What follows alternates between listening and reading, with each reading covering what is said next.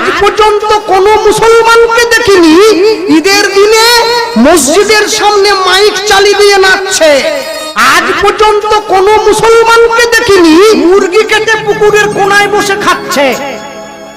কালী পূজার বিসর্জনের দিন হিন্দুকে দেখেছি মাকে টলিতে তুলে দিয়ে মদ খেয়ে নাচতে নাচতে যাচ্ছে, বলে আসছে বছর নাকি আবার হবে। আমার বাড়ির পাশে একটু দূরে একটা মসজিদ আছে, আমি ভালো করে ঘড়ি ধরে মিলিয়েছি, সেটা দিনে 5 বার নামাজ পড়ে মুসলমান। সব থেকে বড় আশ্চর্য কি জানেন, আপনারা ভালো করে লক্ষ্য করবেন, যারা মুসলমান তারা ইহুদি তারা তাদের ধর্ম পালন করে। আমার বাড়ির পাশে একটু দূরে একটা মসজিদ আছে, আমি ভালো করে ঘড়ি ধরে মিলিয়েছি, সেটা দিনে 5 বার নামাজ পড়ে মুসলমান। ভোর 5টায়, দুপুর 12টায়, বিকেল 3:30টায়, বিকেল 5টায়, সন্ধ্যে 7টায়। একদিন